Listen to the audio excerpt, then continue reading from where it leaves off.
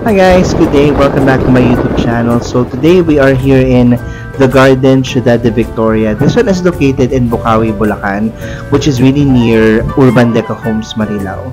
So yan, pagpasok mo, temporary entrance lang to eh. Ang bubungad sa iyo is yung Candyland Cafe. Diyan nyo rin nakikita banda yung life-size superhero statues, including Hello Kitty.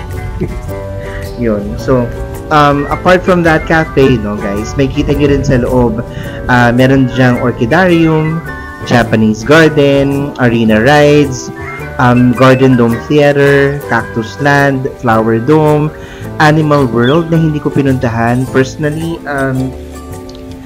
uncomfortable seeing animals in a cage. Yun. Pero I still believe na safe sila from humans kapag nandito sila. Safer. Yep.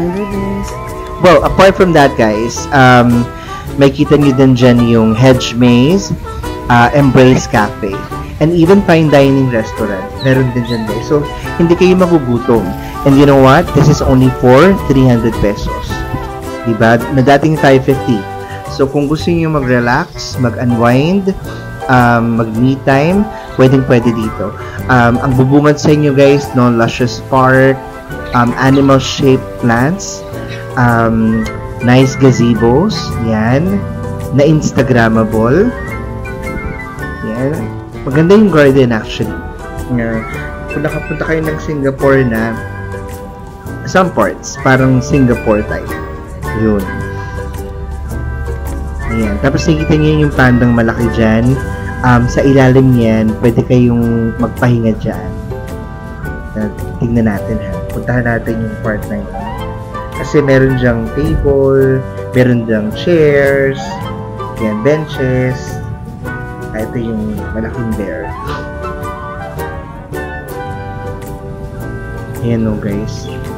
Puntahan natin yung pinaka lapit tayo sa ilalim ng bear.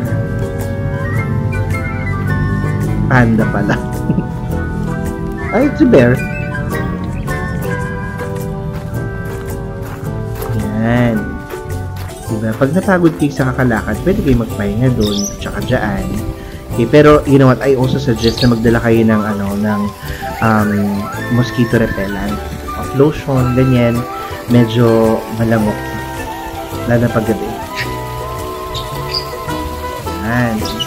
Diba, ito isa sa mga gazebos na sobrang ganda, lalo na paggabi.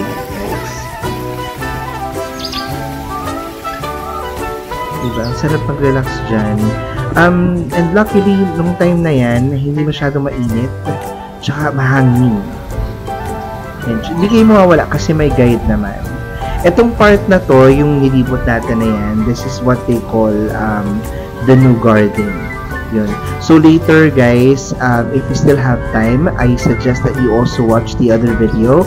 Yun naman yung gabi, night mode. Thanks for watching!